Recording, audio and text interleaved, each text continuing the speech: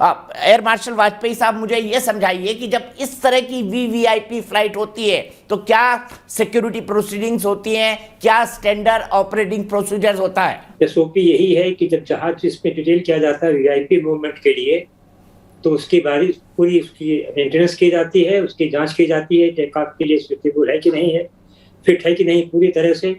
और उसका जो क्रू होता है वो भी एक तरह का मास्टर दीन होता है, जो मतलब हर तरह की लैंडिंग स्ट्रिप पे लैंड कर सके, हर जगह जो जिस तरह का एटमॉस्फेयर हो, एनवायरनमेंट हो, हवा हो, दबाव हो, प्रेशर हो, किस तरह की चीजें हैं, कैसा मौसम है, किस मौसम में वो टेक ऑफ कर सकता है, नहीं कर सकता, सारी जांच होती है इसकी।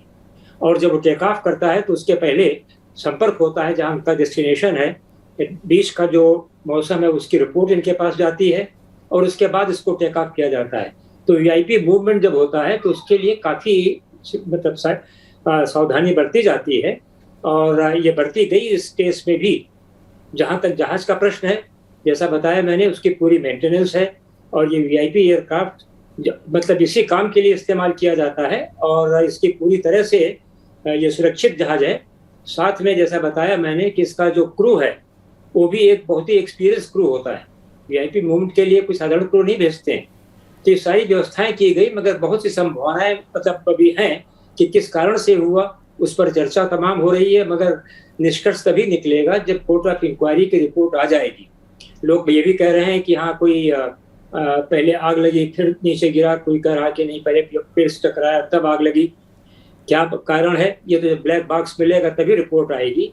मगर जहां तक कुछ और संभावनाएं लोग बताते हैं कि एक बार हो भी चुका है कि जो एयर पॉकेट्स होते हैं उसमें सडनली एयरक्राफ्ट या हेलीकॉप्टर जो भी है एयर पॉकेट में नीचे आ जाता है या साइड में स्विंग कर जाता है। इसका जहाज का हमारे साथ का स्वयं का अनुभव है।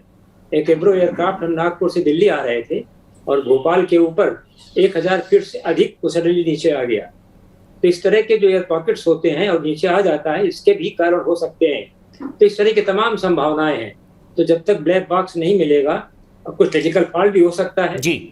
जहां तक क्रू का सवाल है, ऑपरेशनल कैपेबिलिटीज, उसकी फ्लाइंग आवर्स, वो सब देखे जाएंगे। और बहुत अनुभवी थे पायलट, ये बिल्कुल निश्चित है, उसमें कोई शक नहीं है। और बाकी जितनी ऑब्जर्व करते हैं प्रोटोकॉल, वो सारे प्रोटोकॉल ऑब्जर्व किए गए थे। अब दुर्घटना घटी है, कैसे घटी है, पहले टकराया है, क्यों टकराया है, नीचे आया है एयर पॉकेट के जरिए से, क्योंकि जानबूझकर कोई नहीं लड़ाएगा ऐसा। कोई संभावना ये भी प्रकट कर रहे हैं कि शायद कोई सैबोटाज हो अगर उसमें सडनली आग लगी है। क्योंकि एकदम से आग लगने का कोई कारण ऐसा नहीं है कि जब तक दो ही चीजें हैं, या तो टकराया हो कहीं पेड़ से या पहाड़ से, या कोई सैबोटाज हो, या तीसरा टेक्निकल फॉल्ट हो सकता है। तो जैसा मैं बता रहा हूँ कि तमाम संभावनाएं हैं, और ये कोर्ट ऑफ इंक्वायरी की रिपोर्ट के बाद ही पता लग पाएगी कि क्या कारण है। ठीक है, मैं सीधे जनरल सिन्हा के पास चलता हूं। जनरल सिन्हा, मैं आपसे जानना चाहता हूं, आपने बहुत लंबा वक्त गुजारा है, मतलब डिफेंस कॉलेज से लेकर साथ में फौज में आप रहे।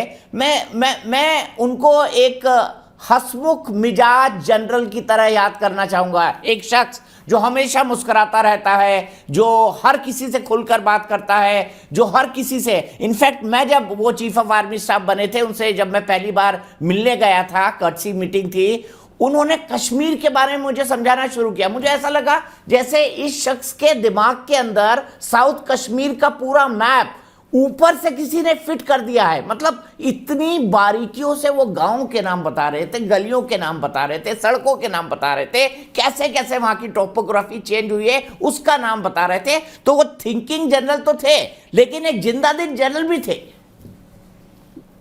दीपक जी बहुत सही फरमाते हैं आप, सही आपका ऑब्जर्वेशन है। आपका भी बहुत लंबा उनसे मिलाप रहा है और आपने उनको बहुत बारीकी से पढ़ा है।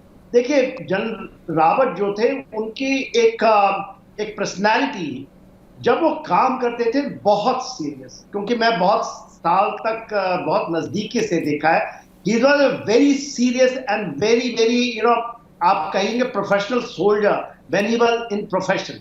जब तक तो दिन के 24 घंटे के अंदर में उनके रूप बहुत होते, वो ऐसा नहीं, जिंदा दिल तो थे ही, एक एब्सोल्युटली जो अंदर से शांत, जो अंदर से और अपराइट जो थिंकिंग है, उसमें सोच क्योंकि उनकी टैक्टिकल लेवल देखिए 3 लेवल पे काम होती है फौज में। एक टैक्टिकल लेवल है, एक ऑपरेशनल लेवल है, एक जो स्ट्रेटेजिक डोमेन में आ जाता है उसके बाद। तो उन तीनों में उनकी महारत थी। तो जब वो टैक्टिकल लेवल पे रहेंगे तो जवानों को कैसे लीड करना है, कैसे मोटिवेट करना है, कैसे ऑपरेशन को करने हैं, छोटे ऑपरेशंस को कैसे करने हैं, क्योंकि उनको महारत थी बोथ इंसर्जेंसी के ऊपर में और कन्वेंशनल वॉर के ऊपर। जब वो ऑपरेशन लेवल पे जाते हैं तो उनकी सोच जो हायर डायरेक्शंस ऑफ वॉर और स्ट्रैटेजिक लेवल पे तो आपने देखा ही, जो आपको यदि पूरा का पूरा देश पहला सीडीए बनाता है तो प्रधानमंत्री, रक्षा मंत्री या जो लोग उनके संपर्क में आते हैं वो उनको बहुत बारीकी से परखते हैं। वो इतना आसान नहीं है। तो उनके अंदर वो जो समावेश और फिर जब सबसे मिलना, जवानों से मिलना तो जिंदा दिली। दूसरा जो उनके अंदर में एक बहुत बड़ा वो वो जीआर जो हम कहते हैं गुरखा रेजिमेंट के की जो चीज है, जो बनावट है, जो आपको रेजिमेंटेशन की बात होती है, वो जिंदा दिली की बात होती है। वो हर एक पल को जिंदा दिल से जीते हैं। तो आपने जब वो मिला, जब आपको समझाया, तो आपने तीनों चारों जो उनकी एक शैली थी उनको पढ़ा है। एक सीरियस मिलिट्री थिंकर, एक जो जोश वाला, एक हंसमुख, एक जिंदा दिल, एक सभी के सबके लिए अच्छा सोचने वाला। तो एक बहुत बड़ी शख्सियत, एक बहुत बड़ा पर्सनैलिटी। तो आज हम जनरल रावत की बात करते हैं। तो मैं उनकी एक चीज की जो मैं बात करना चाहता हूं, जो मैंने बहुत नजदीकी से देखी है, और मैं उनको अपना ऑपरेशनल कमांड, जो मैं मेजर जनरल ऑपरेशन ईस्टर्न जब थिएटर था, उन्होंने मेरे से टेक ओवर किया था, और वो मेरे सीनियर, और हम लोग नेशनल डिफेंस कॉलेज में भी साथ रहे हैं। तो वो जो चीज हमने देखी, जो टैक्टिकल लेवल पे इंसर्जेंसी के ऊपर में और चाइना के अगेंस्ट जो उन्होंने कार्रवाई करके दिखाई डोकलाम से, डोकलाम में देखिए भूटान के अंदर में जाना और चाइना को चेकमेट करना, उसके विस्तारवाद को रोकना, एक बहुत बड़ा कदम। बहुत देखिए ये चीजें होती नहीं। 73 डेज का वो जो आपने देखा, हम लोग अभी बात कर रहे हैं जनरली उन चीजों ठीक है।